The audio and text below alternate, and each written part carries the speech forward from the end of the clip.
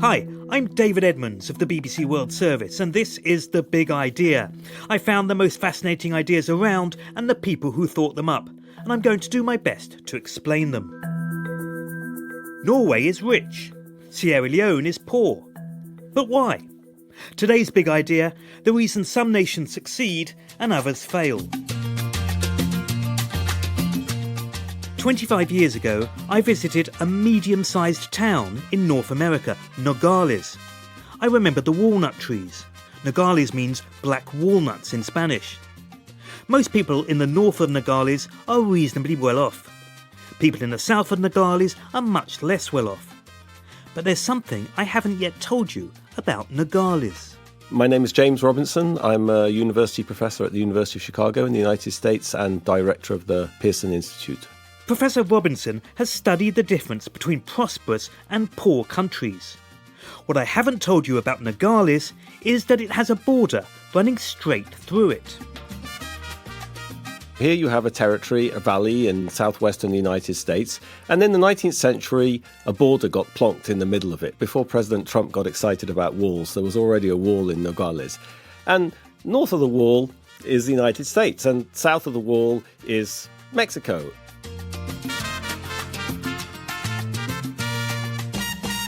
The difference in living standards is very dramatic north of the wall compared to south of the wall. So there's two Nogaleses. They look very similar in many ways, but in ways that are very relevant for people's lives and opportunities, they're dramatically different.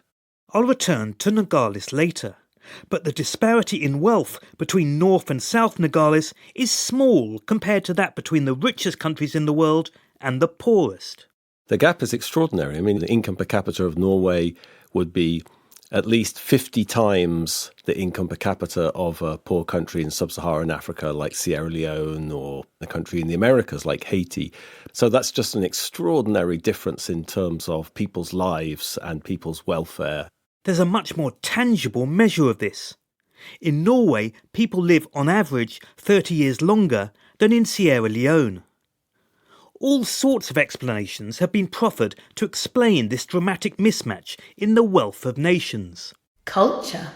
Norwegians, the argument runs, are ingrained with a Protestant work ethic.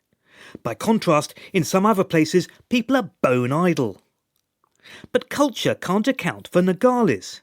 In terms of music, food, family values and so on, there are no significant cultural differences between North and South Nogales. And James Robinson cites other evidence to undermine the cultural account. One of the things that we've done a lot of research on is the impact of European colonialism on comparative development in the world. Many people say, the reason the United States is so prosperous is because the English came, they brought this Anglo-Saxon Protestant work ethic. But if you look at the question of the impact of British culture more broadly in the colonial world, you see that that can't possibly be true. In fact, within former British colonies, yes, there's the United States, and yes, there's Australia and New Zealand, but there's also Zimbabwe and Sierra Leone. So it's not really the British in North America that created all this prosperity.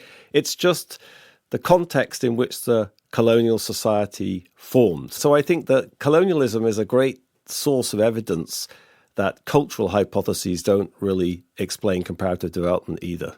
So if not culture, what else might explain wealth inequality? Geography. Perhaps some countries have an advantageous location, better climate, say, or they're on a trading route. But that again can't explain the Nogales phenomenon. So let's try again. Natural resources. A country like Norway has oil. Other countries are rich in minerals. Norway has oil, but Saudi Arabia has oil too, and Angola has oil. And natural resources are great if you have them, but what you do with them is really important. South Korea doesn't have natural resource wealth, it doesn't have oil, and nor does Japan. Maybe it has good land, but good land is distributed all over the world. But it needs investment, it needs technology, it needs irrigation, it needs fertilizers to be productive. The problem in Africa, for example, is you don't have green revolution improved seed varieties, you don't have infrastructure, you don't have roads, you don't have investment. So I don't think of the physical world as determining the prosperity of the society. Nogales is what is sometimes called a natural experiment, a real-life experiment which hasn't been planned but is instructive because it shows what happens when humans are randomly distributed and exposed to different conditions. There are other natural experiments relevant to the issue of why some nations fail. Cathay News cameramen record the last vital moments of the Korean War as a East Zone Germans stage a so-called spontaneous demonstration. Elsewhere in the city, 60,000 West Zone Berliners mass at a rally to protest against... The border separating North and South Korea has been fixed since 1953. Berlin was divided between East and West throughout the Cold War. West Berlin became much wealthier than East Berlin.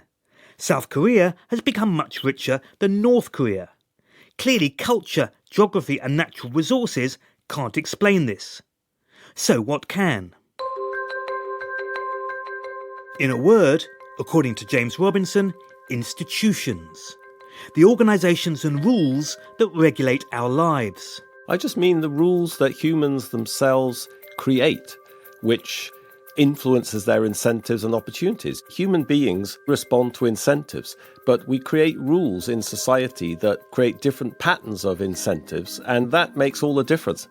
What rich countries have, says James Robinson, are institutions that work. For example, parliaments, honest courts, rules that govern property rights and encourage business competition. Rules that are fair and predictable and apply to everyone. South of the Nogales border, there's lawlessness, drug gangs, corruption. James Robinson draws a distinction between what he calls extractive and inclusive institutions. Extractive institutions are those which benefit a tiny number. Inclusive institutions benefit the population more generally. To illustrate the point, let's return to Mexico and the US. Not to Nogales, but to two of those countries' richest citizens, two multi-billionaire fat cats, Carlos Slim and Bill Gates. Bill Gates founded Microsoft. Carlos Slim is involved in many sectors. Some of his businesses, such as the landline telephone market, are near monopolies. There's two men, brilliant businessmen, great entrepreneurs, hugely energetic and ambitious. How did they make their money? Bill Gates made his money through innovation. Carlos Slim made his money with monopolies. Bill Gates's innovation made him extremely rich, but he generated far more wealth for society. He sucked people and resources into the computer industry. Why did they behave differently? Is that Bill Gates' Anglo-Saxon cult? No, it's about the world they live in. It's about the institutions that channeled their energies and talent in very, very different directions. If you want to get rich in Latin America, the way you do it is get monopolies, form links with politicians. How do you do it in the United States? You become an entrepreneur, you start a business, you innovate. All of which begs an important question. How can one transform South Nogales into North Nogales? How does one reform extractive institutions into inclusive ones? Well, that's Professor Robinson's current research topic, so the answer, I'm afraid, will have to await his next appearance on The Big Idea. Thanks for listening to this edition of The Big Idea on the BBC World Service. The inclusive presenter was me, David Edmonds. The extractive producer was Ben Cooper.